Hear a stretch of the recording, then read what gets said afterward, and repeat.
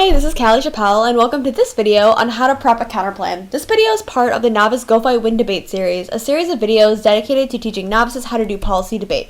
So again, my name is Callie Chappelle, and I'm a debater for the University of Michigan. I debated at Traverse City Central High School, and I currently coach for Gulliver Prep. I have a 2N1A, and I prep files in my free time. Yeah, I'm a nerd. So welcome. To make the most out of these videos, you should take notes and rewatch bits that you need re-explained. Hopefully we'll have worksheets and or supplemental materials that will go along with the video, so check out the video description for those. You don't need to memorize everything, but you should at least be familiar with everything in the video because it's a building process. And also your coach may like things differently, or you may like to debate in a different style. That's totally okay. This is just one starting point, not an end point. So here's a quick reminder. This video assumes that you already know quite a bit about counterplans, how to extend them, and the different kinds of counterplans. So I'm going to assume that you've watched not only all four parts of the Intro to Counterplans videos, but also that you've probably had a counterplan debate before.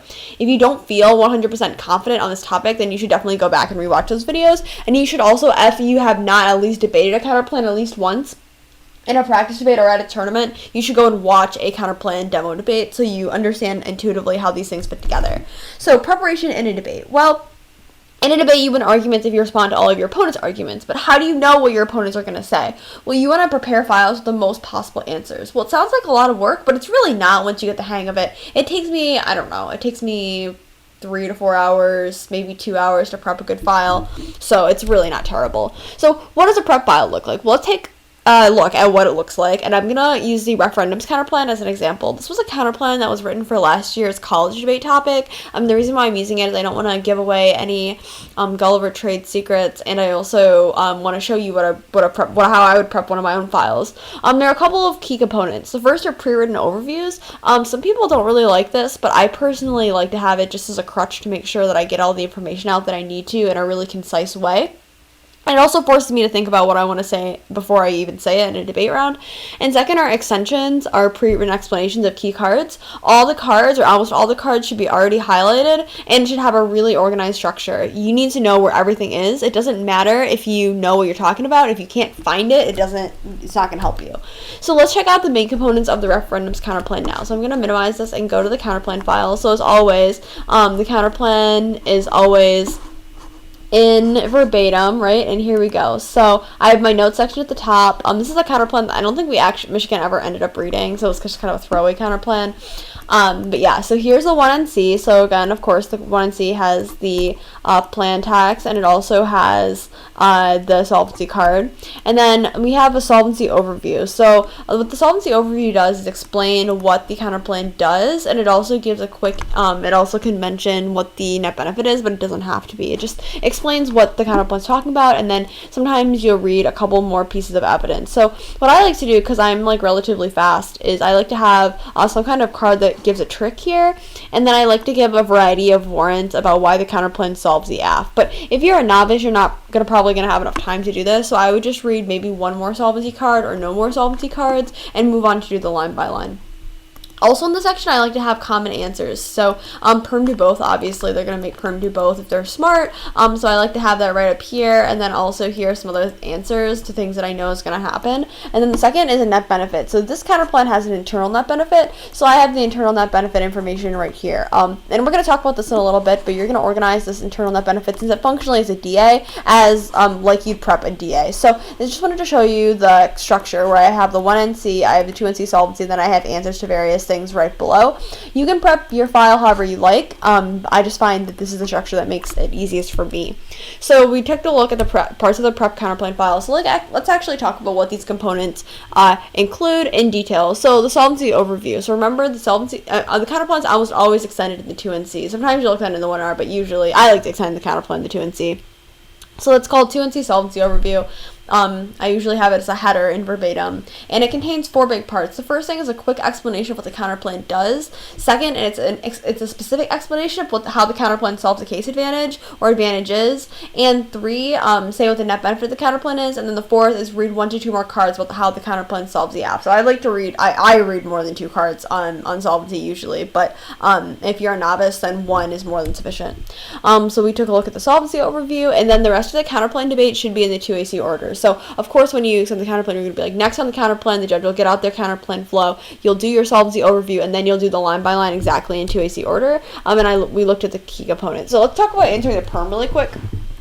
Of course, they're probably going to make Perm do both, and if you don't remember what that is, it's a detailed look at permutation is in the AF counterplan video. So the first part of answering Perm do both is obviously argue that the Perm do both links to the net benefit, because it does the AF. So for example, if the net benefit is politics, if the Perm does the plan, vis-a-vis in Perm do both, then the Perm also links to politics too. But be aware of this argument that Perm shields link to politics. So might say, so if you're arguing the counterplan doesn't link to politics, but the plan does, they might be tricky and try to say that doing the counterplan and the plan together would mean would mean that the permutation doesn't link to politics because the counterplan doesn't. So for example, if the counterplan is very politically popular and you do a popular and an unpopular thing, they could argue that the Perm shields the link to politics by having the popular thing override the unpopularity of the plan.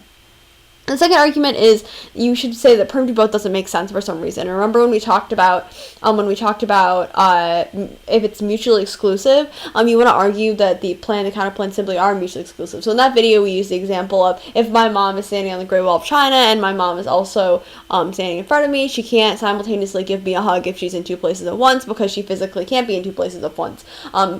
Also, if you have a counterplan that increases surveillance and a plan that decreases surveillance, you can't simultaneously increase and decrease surveillance. So you should make an argument about why you just can't do both. And then the third is you should extend the net benefit here. So, I forgot to move this up here. You should extend the net benefit on Perm do both as well. So if it's an internal net benefit, like there was in the referendum's counterplan, you should do that work there. If it's an external net benefit, just explain how the counterplan doesn't link to the net benefit, but the plan does. So when is this permutation dangerous? Well, of course, when you're reading a counterplan that's not mutually exclusive with the AF. So real talk, there's no reason why you couldn't do the counterplan and the plan at the same time, sans the net benefit for most advantage counterplans. So, for example, if you're reading an advantage counterplan that does, that does iron fertilization and the plan solves warming, there's no reason why you can't do iron fertilization and also the plan to solve warming at the same time, probably. But you just say it's mutually exclusive because the counterplan doesn't link to the net benefit, and the plan does. So this permutation is dangerous when, like, in actuality, you could do both things at the same time. The second permutation you'll often hear is Perm do the counterplan. And Perm do the counterplan, remember, is when you're arguing the plan actually is the counterplan. So Perm do the counterplan is saying the plan is the counterplan.